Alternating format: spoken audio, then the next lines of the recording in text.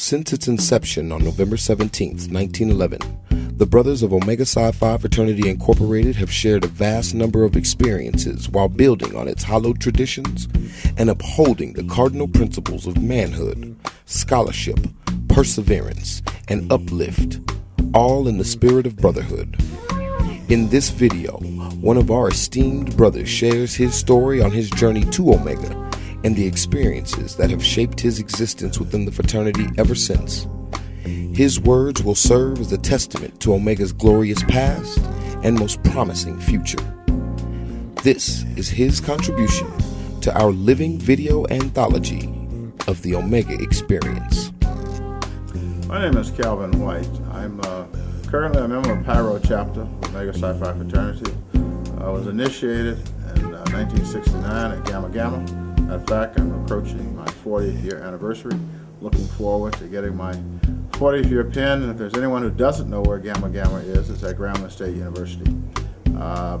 Went over on a line of, there was actually 6 of us. Perry Evans, John Thomas, Henry Duracell, Charles Hill, Calvin White, and Andrew Hickerson, better known as Jolly. I was dog number 2.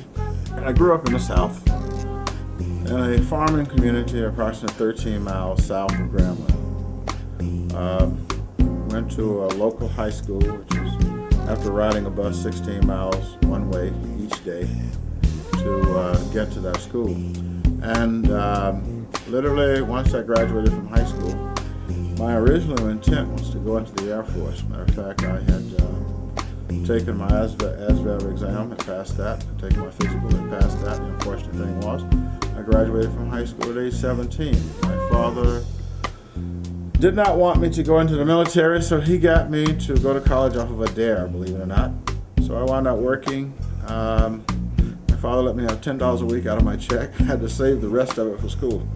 And so that kind of kicked me off going to Grambling. And literally, I was able to find jobs each summer and evenings from that point forward. When you look at it in terms of what was actually happening on the yard relative to leadership, about 5 Omegas who were past ASB presidents that I knew about. Some before I got there, but historically, the Omegas were the leaders on the campus. And also, when you look at community activities, you can actually see things being done in the community. You know, people talk about community activities, especially when you're in a small community and you have kids on a college campus. You could actually see the product of what Omegas on Grambling's campus was actually doing out in the community. So you look at what Omegas were doing all around, there was a level of maturity and leadership that you couldn't help but notice. Brothers never make you miss class. You know, I've heard of that thing happening with some organization, but Omegas never make their players miss class. Matter of fact, we were required to give them a copy of our schedule. The DP kept up with our schedule. In other words, we better not miss class. And back in those days, you know, there was a lot of unity. All of the campuses, if you were an Omega, you're an Omega. You go to another campus, you're a guest brother. I mean, it's not like, hey, what are you doing on our campus? No, you're a guest brother. So the camaraderie was very strong. I graduated mid-year. I had, after interviewing and having contract offers, I had a contract offer from Grand Rapids, Michigan. The only mid-year contract I got was St. Louis. So I went to St. Louis and I taught there. And I had the parish that I did my student teaching in, gave me a contract. And then I had one from New Orleans, one from Grand Rapids, Michigan, one from Las Vegas, and one from San Bernardino. And after weighing all of those contracts, and of course my wife had 2 brothers already living in Orange County, she wanted to come to California, and we were married already. We married before I did my student teaching. Then we decided to take the one from California. I was here fall of 71, 72, and that spring, my brother Stanley, who went over Beta Sigma, first one to go over Beta Sigma, ran into Ben Livingston at a conclave. And they got to talking. He told Ben that I was out here. You know, Pyro was kind of new. on the radar, so I hadn't found them. And so Stanley gave Ben my information. Ben gave me a call, and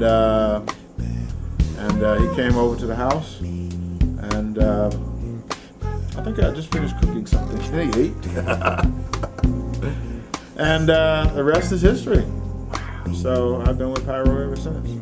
I think lots of people join organizations. They look for the organization to make them, rather than they using their assets to contribute to the organization. And if you're waiting, we used the term making a brother back in those days.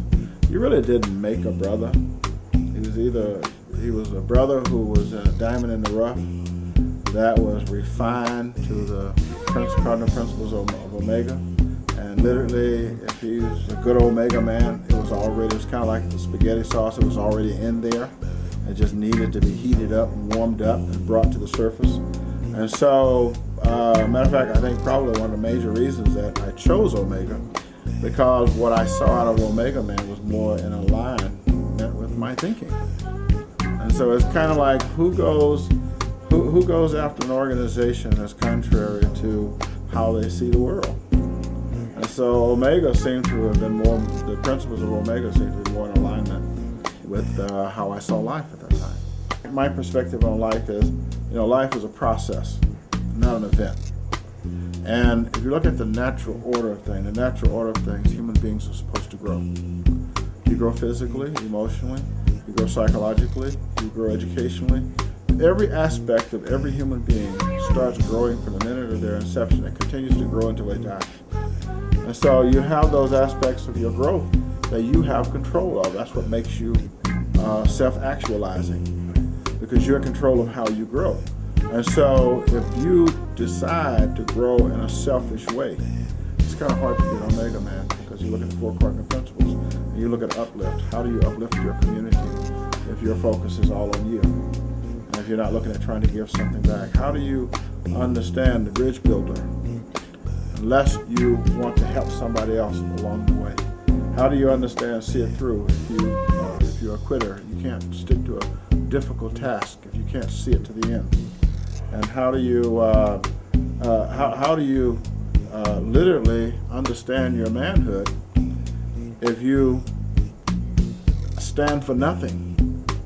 You don't understand the responsibility and obligation of a man and taking care of the black female, taking care of mother, father, sister, brother, taking care of your kinship.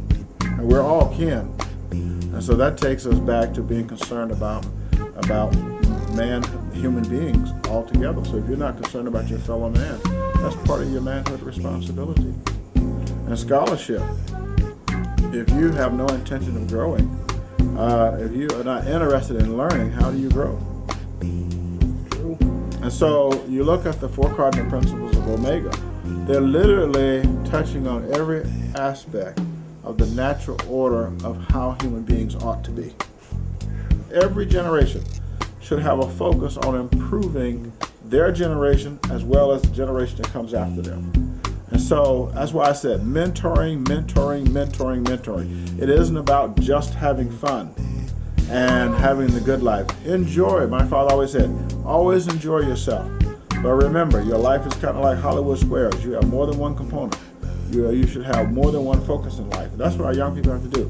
Learn to have more than one focus in life. Yes, you want to be financially successful. Yes, you want to be happy in your job. But you also need to give something back to the community. And you also need to look at what's happening with our young people and want to do something about it. What should Omega be doing? Omega should be trying to make a positive difference in the life of black folks and the life of everybody, because we're all in it together. This has been a presentation of the Omega Psi Phi Fraternity Incorporated Living Video Anthology Project.